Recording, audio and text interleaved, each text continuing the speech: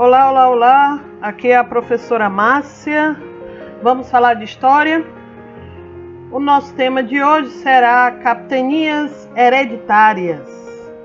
Então vamos conversar um pouquinho sobre esse tema. Motivado pelo mercantilismo, deu-se início, por volta do século XV, às grandes navegações. Os portugueses, junto com os espanhóis, deram pé inicial, para esse movimento. E com o crescente do comércio com as Índias e suas especiarias, os portugueses, querendo achar uma outra rota alternativa para as Índias, acaba descobrindo um novo continente que recebeu no final o nome de Brasil, ou seja, o nosso continente. Isso aconteceu em 22 de abril de 1500. Bom, a princípio, Portugal não queria iniciar o processo colonial nas terras do Brasil recém-descobertas. O comércio com as Índias era mais lucrativo para eles do que tentar desbravar o nosso território. Então, o que ele fez? Os primeiros 30 anos do processo de descobrimento do Brasil, o nosso território ele foi pouco utilizado. As utilizações nesse período, nesse período inicial que é chamado de pré-colonial, as terras brasileiras eram mais utilizadas para o extrativismo do pau-brasil, para as expedições que na sua maioria foi frustrado, porque no território brasileiro os índios nativos não trabalhavam com metais preciosos. É o caso contrário, por exemplo, do lado espanhol, incas, astecas e maias, que eles já trabalhavam com metais preciosos. Então, por esse motivo que as primeiras expedições de busca ao ouro aqui no Brasil foram frustradas. Um outro uso, vamos dizer assim, do Brasil durante esses primeiros períodos, que é o chamado período pré-colonial brasileiro, eles começaram, por exemplo, a colocar alguns pontos, principalmente no litoral brasileiro, de segurança contra os franceses e outros países que começaram a cobiçar as terras brasileiras e o pau-brasil. Porém, isso eu estou falando de 1500 a 1530. Porém, tudo muda, principalmente com a crise e a queda do comércio com as Índias, ou seja, as especiarias que era tão disputada nesses 30 primeiros anos do descobrimento, entre aspas, do Brasil, começou a entrar em crise porque outros países começaram a produzir a mesma mercadoria, então as especiarias começaram a ficar mais baratas. Então isso provocou uma queda e crise no comércio com as Índias. E um outro motivo dessa mudança da mentalidade do rei de Portugal em relação ao Brasil é porque um outro produto que aqui tinha muito, que era o pau-brasil, começou a ter muito valor comercial naquele período. E ainda tinha um outro porém também: o território brasileiro começou a ser invadido e explorado. Então, temendo a perca do nosso território, que ficou mais ou menos 30 anos quase não explorado, temendo perder o nosso território e as riquezas que aqui tinha, a principal era o pau-brasil, o rei de Portugal então começou o processo de colonização, e isso por volta de 1530. Bom, a primeira ação do rei Dom Manuel I ocorreu em 1503, quando ele deu a Fernando de Noronha o contrato de exploração do pau-brasil, e ele recebeu uma carta de autorização que é chamada Carta Régia. Em 1532, Martim Afonso de Souza, ele fundou a primeira vila, que é chamada de Vila de São Vicente, que aí ele começou a implantar aqui no Brasil, a introduzir aqui no Brasil uma outra prática comercial, que era agora não só a do pau-brasil, mas agora o que estava dando mais lucro naquele período era o ciclo do açúcar e o início da pecuária aqui no Brasil. Bom, por não dispor de muitos recursos, né, suficiente para investir na colonização, o governo português transferiu a tarefa para particulares, ou seja, em 1534, o rei Dom João III, o então rei de Portugal, ordenou a divisão do nosso território em colônias, em grandes porções de terra, que for mais exatamente 15. E esses lotes de terra foram chamados de capitanias ou donatárias. Então, e os entregou a pessoas, né, que habitavam e exploravam aquela região. Então, aquelas pessoas donas dessas terras eram chamados de capitães donatários. Isso aí é um mapazinho das primeiras capitanias hereditárias, as 15 capitanias hereditárias.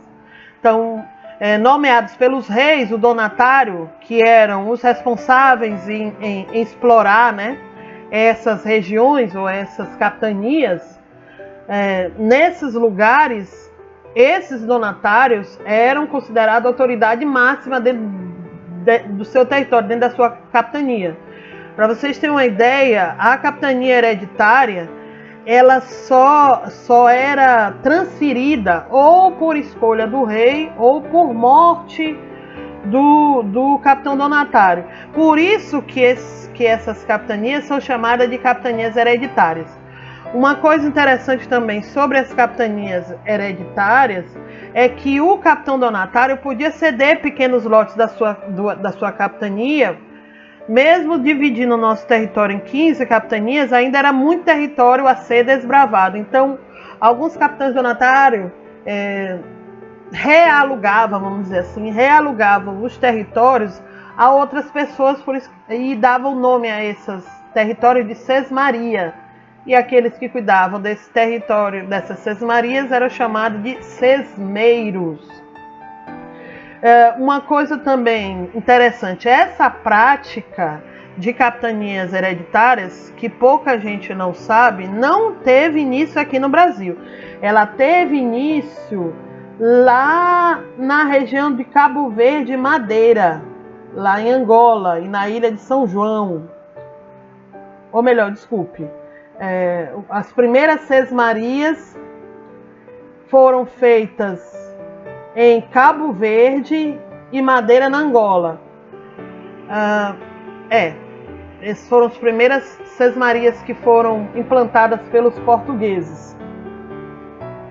As sesmarias aqui no Brasil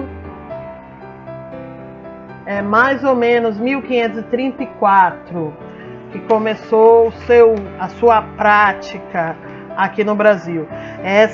Em Cabo Verde, em Madeira, ocorreu por volta de 1504. Já era colônia portuguesa. Uma coisa também interessante sobre essas capitanias é a participação dos jesuítas. Os jesuítas fazia parte de um mundo regulado ou regulado pelas normas e pelos costumes da sociedade católica europeia. Ou seja, eles foram responsáveis em catequizar os indígenas.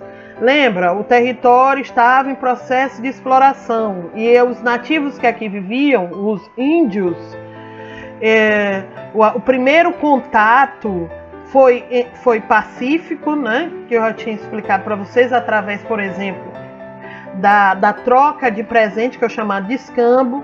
Mas quando começou a efetiva colonização do Brasil, e nesse processo de colonização, o surgimento das fazendas, houve a necessidade de mão de obra. No caso, eles utilizavam a mão de obra indígena. E nesse processo de, entre aspas, adestrar os indígenas, né, para se adequar ao sistema europeu, à cultura europeia, os católicos, principalmente os jesuítas, foram muito importantes nesse processo de catequização, porque não nos aldeamentos, né, que os jesuítas faziam, eles, além de falar sobre a religiosidade católica, eles também ensinavam os costumes europeus, ensinavam as práticas europeias, o uso de roupas, a língua e também as práticas agrícolas e também as práticas de pecuária europeia. Então, os jesuítas foram bastante importantes nesse processo. Vamos continuar. Essa imagem que eu estou mostrando para vocês, essa acima, é a primeira página da carta de doação da Capitania de Pernambuco para Duarte Coelho, que foi um dos primeiros donatários dessa capitania. Por que eu estou colocando essa carta? Vou passar bem aqui a imagem. Primeiro vamos nos situar. As capitanias hereditárias, aí fica melhor para você observar. Elas têm território limite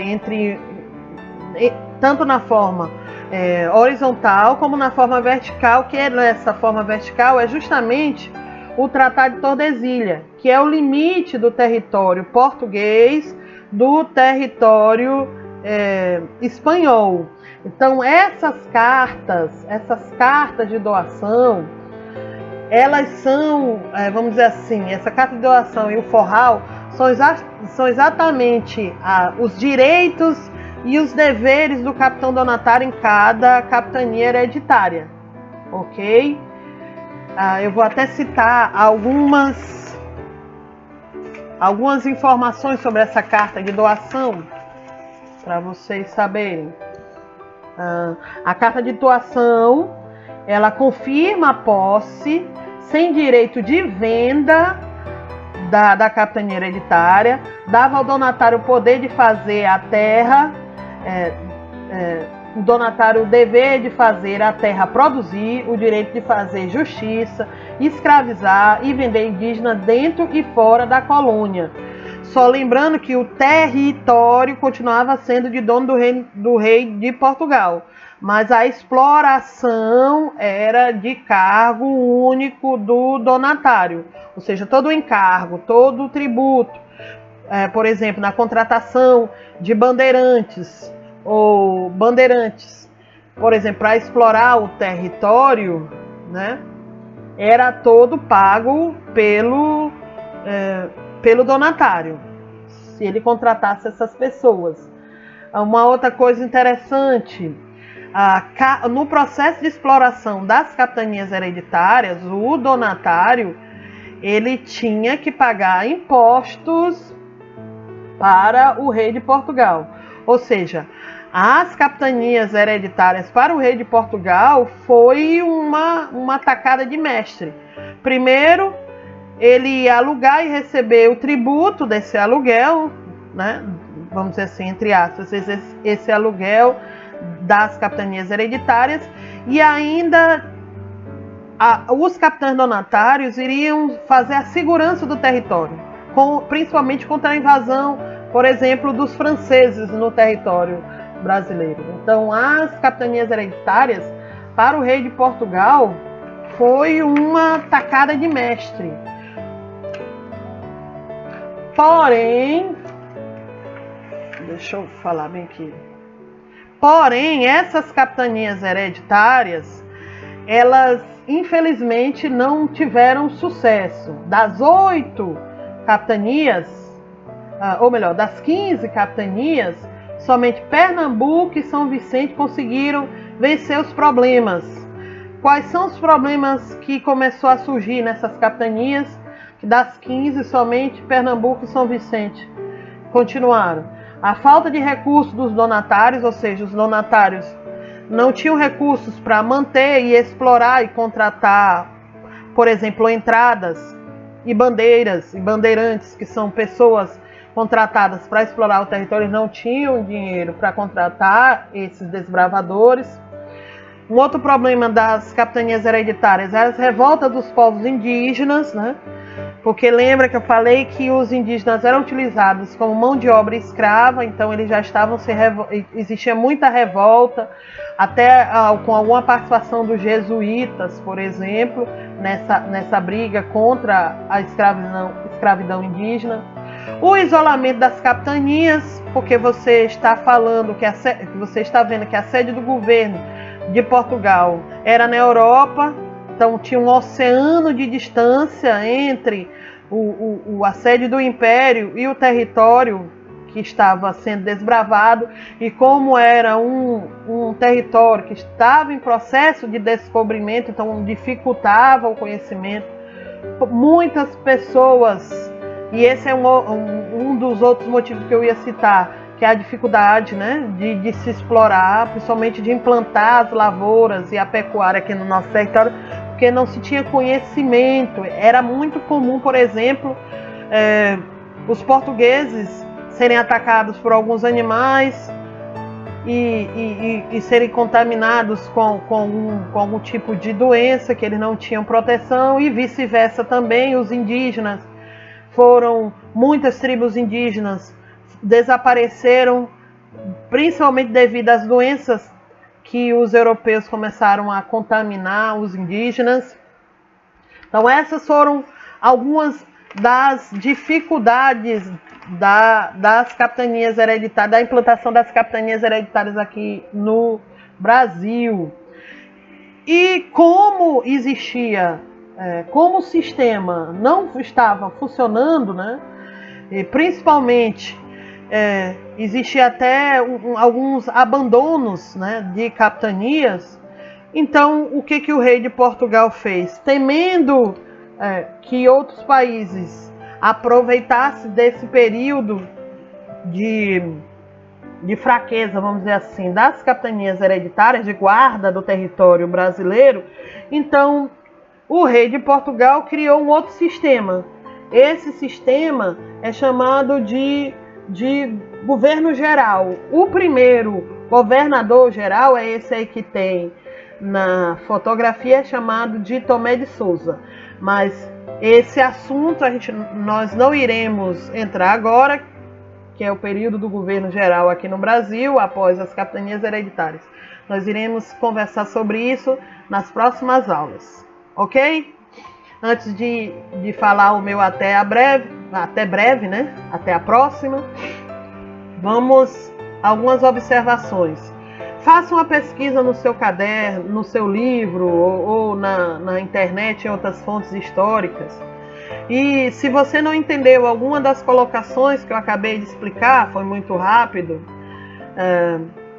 ou se eu falei alguma coisa errada, então entre em contato comigo nos nossos encontros online, via Zoom.